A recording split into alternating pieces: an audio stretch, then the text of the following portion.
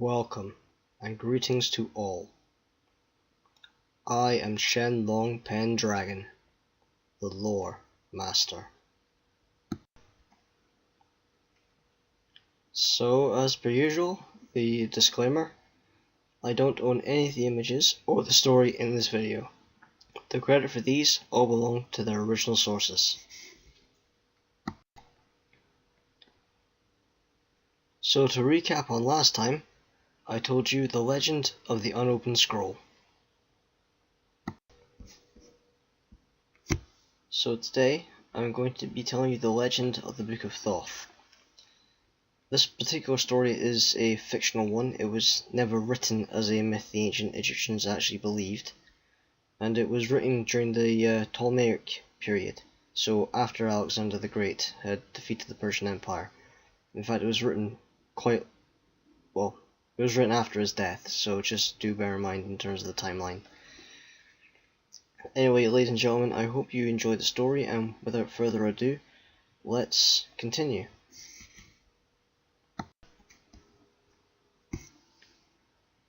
The secrets of this world are not meant for mortals. Knowledge is power, and it must be guarded well. This is the duty of Thoth, God of Wisdom.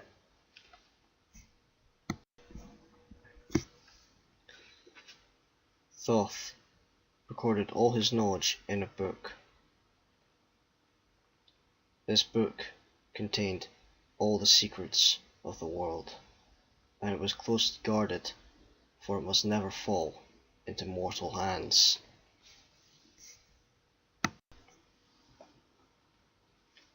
Into this book, Thoth wrote 2 ancient spells of the most coveted of all magicians.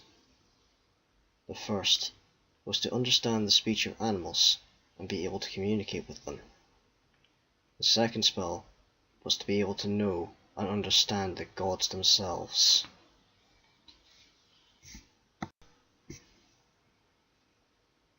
In order to keep this forbidden knowledge out of mortal hands, Thoth hid the book in a chest that was guarded by snakes. He hid the chest at the bottom of the Nile, near the city of Koptos, where its final guardian was an ancient, immortal cobra.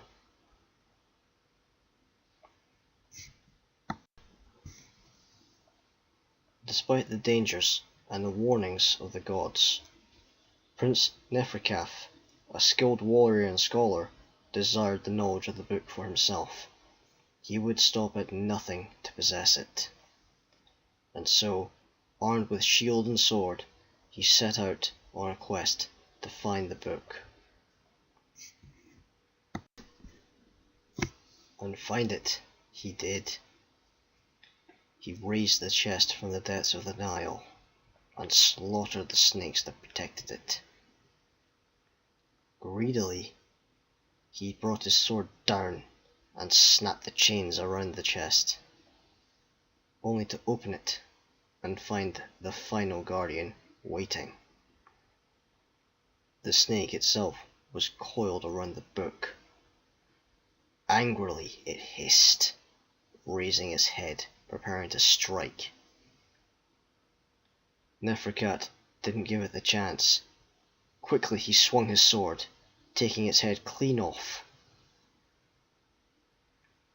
Jubilant as his triumph, he took the book from the snake's corpse and turned to leave. But then he heard a hissing behind him. Turning quickly, he brought his shield up, just in time, for the serpent had struck, its head reconnected to its body. Again and again, Nefrakethe hacked at the snake, cutting it to pieces, and again it reformed itself, never ending and never dying. Running out of ideas and tricks, Nefrakethe decided on one last maneuver. Goading the snake into attacking him, he leapt out the way, slicing its head off clean. Before the head could rejoin the body, he piled sand in between the 2 pieces Unable to join together, the snake lay motionless, glowering, as Nefrakethe picked up the fallen book and walked away with it. When he returned home, his wife, Anfwe, and his son, Mereb, greeted him. Eagerly, together they read the book, and it was so that they heard the beats of the bird's wings and understood the cackling croaks of frogs. They could hear and understand the howling of jackals. And it was then that Nefrakethe saw even deeper into the universe and understood the very gods themselves. He made copies of the book and washed the words into himself with beer, taking the magic power into his blood. And so he became the most powerful prince to have lived. Angered by the theft, Thoth summoned a council of the gods, requesting their permission to exact revenge on this human. Amun-Ra, greatest of the gods and lord of the sun, agreed. No human had the right to look upon the knowledge that was for God's eyes only. He must be taught a lesson and made an example of, so that no mortal would ever again dare.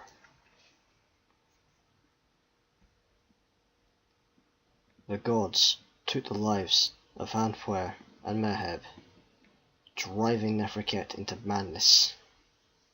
Grief-stricken, he took his own life. Nefrakethe was entombed with the book, so that it would never again see the light of day. As a lonely ghost, he wandered the halls of the tomb, praying for mercy. He drowned in his own sorrow and grief, for his wife and son had been buried elsewhere, in an unmarked grave, far away from him, where he could never see them again. Desperately he searched the book, hoping against hope that he would find an answer to allow himself to escape his prison, or to at least free his wife and son from their fate.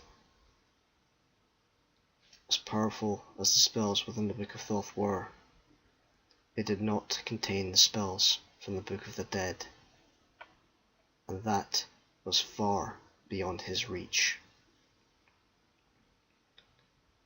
All Nefrakethe could do was wait and pray for absolution.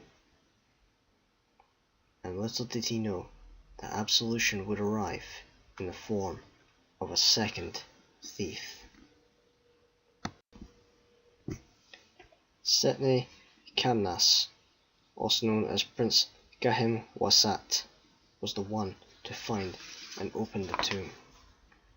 He believed that it was his destiny to open this tomb, find the sarcophagus, and obtain the forbidden knowledge of the gods.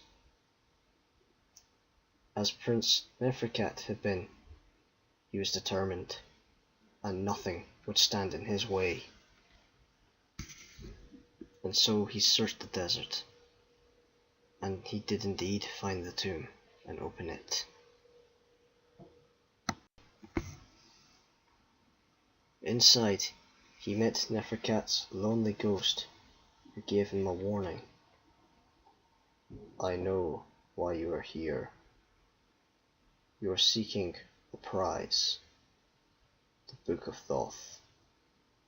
I warn you, Setna, it is not worth the risk.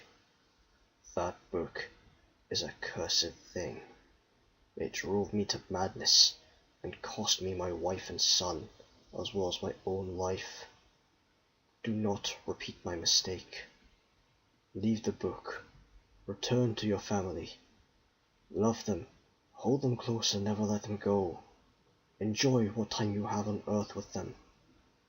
This knowledge is not worth what the price you will pay. Return home and leave the book, I beg of you. Do not repeat my mistake.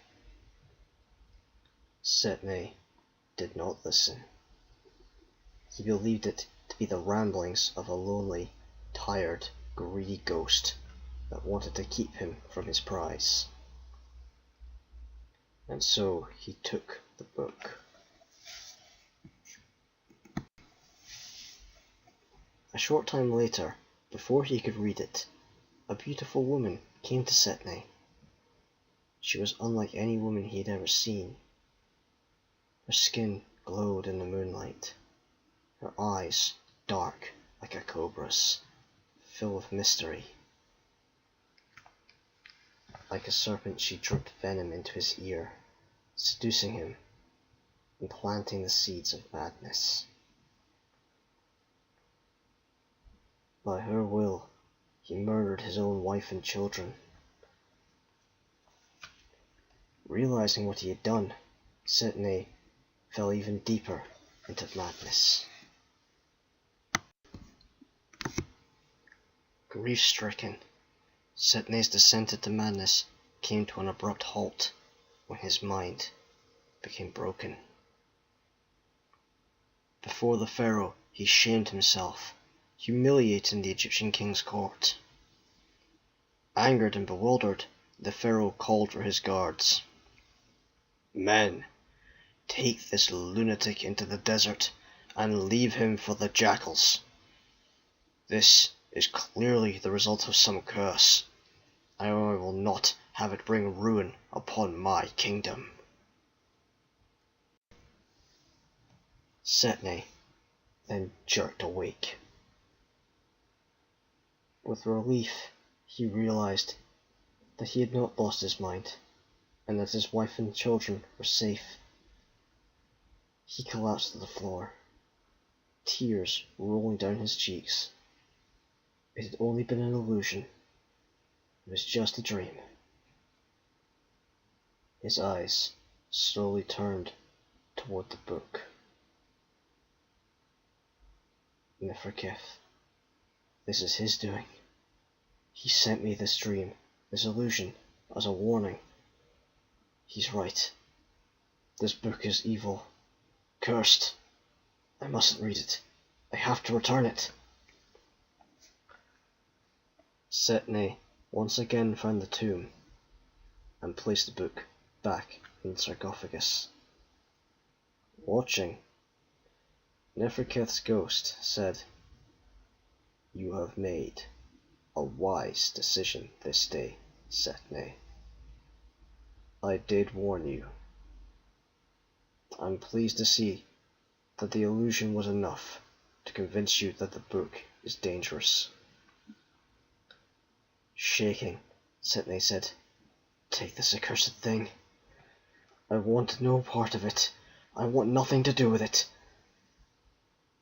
Nefrakethe nodded. "That is wise. Before you go, I do have one request." Still reeling from the shock of his dream, Setna didn't refuse. Nefrakethe's wish was that his wife and son would be brought to the tomb and buried there with him, thus easing his pain and suffering somewhat. So Setna set out on a second quest. Relentless was he in his search for this unmarked grave, for fear of what might happen to him if he failed was heavy on his mind.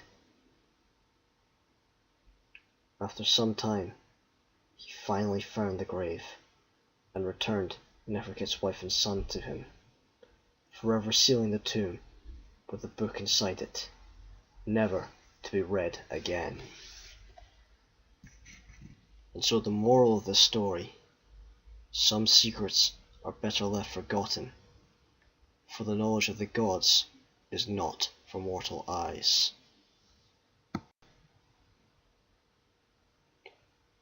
And so ends the legend of the Book of Thoth.